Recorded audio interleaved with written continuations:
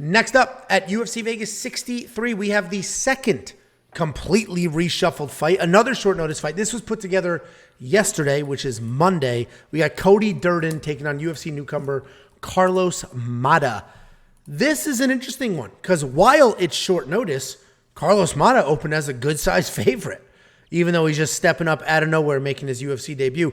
Cody Durden's 13-4 overall, 2-2-1 in his last 5, and he's coming off the KO win over JP Bays. Carlos Mota, 8-1 overall, 4-1 in his last 5, and he's coming off an LFA title win about 2 months ago, and he is making his UFC debut. Cody Durden, he's a wrestler. He throws big looping punches to close that distance, then get the takedown. His takedown accuracy is just shy of 40%, which is low, but he averages more than 4 takedowns per fight, which is high, and that just means he's a chains wrestler. He's just going from takedown to takedown to takedown. He's going to miss the first, miss the second, work on the third, and then go from there. He's 2-1 in the UFC, but he's coming off that destruction of JP Bays where he knocked him out on his feet with his hands. So he did show us that he has got that one-punch KO power.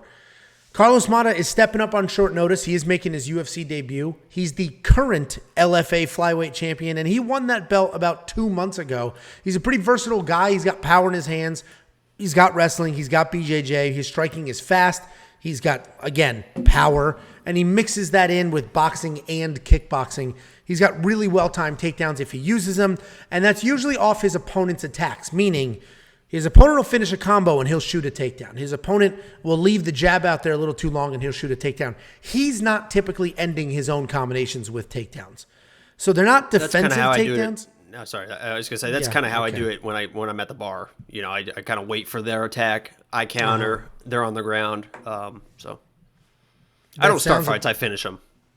That sounds about right. It's my favorite comments are always people who, because we're just both sitting in chairs, who would win in a fight between Angelo and Jacob? Yeah, if you're in the chair right now, what do you think the odds would be? We just need a picture of like the movie. You're looking at me and you're looking at him. We just need a picture like the movie Twins with me standing normal with my elbow on your head while you're standing normal. Let's see the odds. Really put it in perspective. There's nobody that's better at finishing dudes than me. If there's a dude in front of me, they're getting finished. I know exactly what you mean. Listen, Cody Durden is a plus 150 underdog. I think he wins this fight. I fully recognize how talented Carlos Mota is, but similar to the last fight, short notice mattered. The dude stepped up on a Monday, which means he's traveling out there Tuesday. Wednesday, Thursday is all weight cut, weigh in Friday. Like, there's been zero time to do anything other than get in shape. You're fighting a wrestler. So I'm going Cody Durden here. Pretty confident in that, even though he's an underdog. And before we switch over, we got to be a $20 super chat from Pepe Sylvia. Bilal got lucky. All due respect, I need more freckled salamander, less Jacob, who can't lose. Listen, Pepe, appreciate you very much. Very gentle. Shut up. Well, Pepe's my guy, and this comment was for me. So, and let me just say, do you agree with me or disagree with me, Angelo, that was a little bit of a weird stoppage for Sean Brady? Can we admit that was a weird stoppage for Sean Brady? It was a standing KO, but he was defending himself. He was never knocked down. He was never. That's actually where I'll disagree. I think they could have let it keep going, but he was not defending himself, and nothing was changing. That's why. There was like 10 seconds left in the round, and most refs let that go to the end of the round. The most disappointing part was Sean Brady not even disputing the thing. So he didn't even think that it was an early stoppage. Normally, at least they're like, oh, what are you doing? He was like, oh, I'm getting the shit beat out of me. And for everyone that's saying that Bilal dominated that fight, Sean Brady won the first round on a judge's scorecard. That was a very 50-50 fight. You know what's funny until about that fight? At the end. Get this comment out of my face right now. Yeah, thank you. Thank you, Pepe. Thank you, Pepe. I picked Bilal to win. But when I saw Bilal didn't shoot a takedown at all, but at some point he was like, they were like in a scramble or something, and Sean Brady just like shoved his shoulders, just like bullied him backwards, and Bilal fell down. That wasn't the. Oh, I think it was. It was that fight, and it was early in the first round. It was like a bad takedown attempt, and but Bilal didn't shoot the takedown.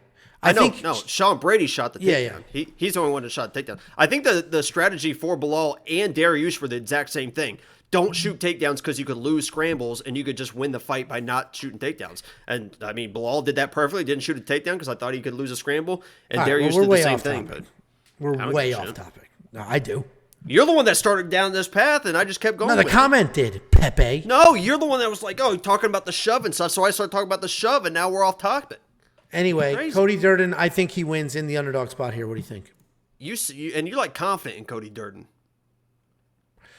Because of the short notice, and I think he's just 1 to going to 10. wrestle. And 1 to 10, 5 being 50-50, 10 being 70% sure I think he wins.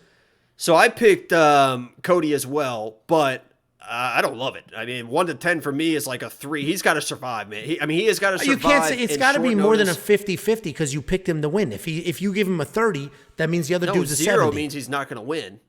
2 means it's a 50-50 is 5. 3 anything All right, above a do 0 it, do means it you this can win. way. Do it. You have 100. No, I do it my between own the way. two I of do it them. my own. No, you're not What a going to tell joke. me how to pick fights. He's a 3 on this scale. I think he needs to survive the opening couple minutes, get those early takedowns, and then maybe he can wear on the gas tank of Mota. Mota is the real deal. It's going to come in with some real power. We've seen Dirt. I can't stand Cody Durden. There's a reason I picked against him for lock of the week. I don't think he's that good, but he does have the wrestling that he can wear people down sets with. a And we've pace. seen Mota, getting taken down before. In that Charles Johnson fight, LFA, Charles Johnson fought Micaiah, blah, blah, blah. He was taken down. Now, he was taken down in like the 4th and the 5th rounds, but that does mean that he can get worn down and getting taken down, and Cody is that type of dude to wear people down and take them down. So, we're both on the underdog here. You think he's like almost a lock, I guess, at 7? No, but my I don't scale think was- it's, I mean, go ahead. Listen, my scale, I wasn't. I was saying if there was 100 between two fighters, it's 70-30. That's what I was doing. What? There's You're two saying- fighters. There's 100 You're saying points. if they fight 100 times, Cody wins 70 of them. Sure. Ooh. No, because I'm factoring in short notice. Anyway, my point was, if it's 1 to 10, if I've already established Cody's the pick, how confident are you in that pick? Then I would say a 4 or 5. But in my scale, anything under a 5 means he loses. Get it? You get it. Don't pretend you're confused. For Wait, the you views. said, no, you just said I'm 1 not to going to 10. allow You it. I'm not going to allow it. I'm not going to let you I play really am stupid. lost. Listen, my pick is Cody, and I don't love it. Angelo loves it. I don't love it. I'm not going to put money on Cody. Yeah. I think short notice is a very real deal here, especially when you're talking wrestling, cardio, and things like that. I think Carlos Mota, similar to the fight we just broke down, belongs in the UFC, earned his spot. I think he'll do well in the UFC, but short notice against a nonstop wrestler, I think he may. I think he's going to get tired. I think he'll come out hot, throw big, look for a finish, not get it. Cody, wrestle. So, anyway, DraftKings, 7,700 to 8,500. I think Cody's obviously a great underdog at 7,700. I think that's pretty good value. I think we can agree with that. Yeah, okay. No monkey knife fight strike line just yet. Guys, you want $50? WeWantPicks.com/bets. Sign up with any one of our betting partners. Make a deposit. We'll send you $50 as a thank you. And if you want to be a premium member, we would greatly appreciate it. Not only is it just a way to show your support, but you also get all the bets, all the picks, a DraftKings optimizer. If you don't know what that is, it literally builds lineups for you. It's pre-populated every Friday with ownership projections, scored projections, like how many points they think each fighter will score. It pre-populates, you click a few buttons, bang, here's your lineup, go make some money. And before I move on, I announced a new DraftKings giveaway today.